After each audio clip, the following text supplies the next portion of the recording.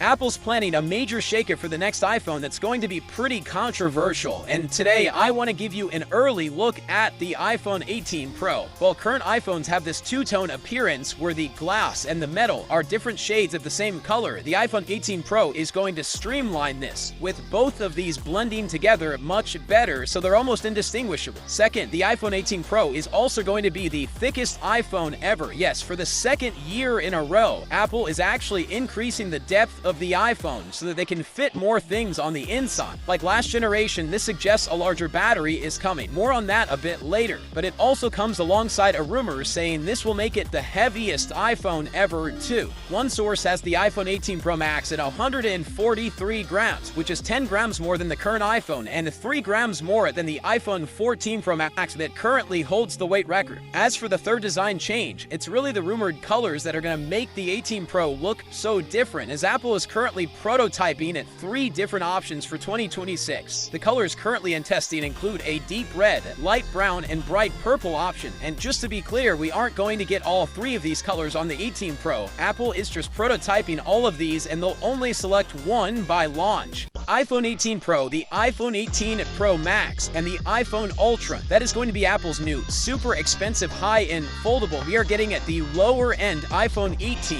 and iPhone Air 2, alongside a cheaper iPhone 18e. I think it's a pretty clever strategy to front-load your most expensive models, and then a little bit later, show off the more dumbed-down version that is a bit cheap. But the wide camera this year is gaining yet another feature from traditional high-end DSLRs. Apple is planning to add a variable aperture lens to the main camera, meaning you'll be able to manually adjust how much light touches the camera sensor at any given time. This is going to give you a truly pro level of control to adjust the background blur of photos known as depth of field. It can make video look smoother by making motion look more natural, and it will have an especially noticeable effect in low light conditions, because now you don't have to use the software to compensate for really bright or really dark environments. You can just adjust it on your phone manually, and this is said to work in conjunction with an all-new 3-layer camera sensor, one that will ironically be made by Samsung for the first time, that is said to increase responsiveness, reduce noise in images, and support increased dynamic range. Interestingly, as Apple makes the main camera more complicated, they're said to be dumbing down. But where things get really interesting is when you look at the 18 Pro's display. While sizes will remain at the current 6.3 and 6.9 inches, Apple is making a major change at the top, with sources saying that Dynamic Island is going away in favor of a new single hole punch camera that now sits in the top left corner of the screen. The key component in achieving this design is placing the Face ID sensors fully below the display using a new technology known as spliced micro-transparent glass that allows infrared rays to pass through without distortion. I think that part's pretty cool, but this camera punch hole in the top left-hand corner, it looks like an Android, and that part confuses me, because remember, these were the leaks for the iPhone 14 Pro before we knew the Dynamic Island existed. There was this hardware change underneath we thought would look like the letter I, and Apple surprised everybody by unveiling this software change that made it look Apple-like.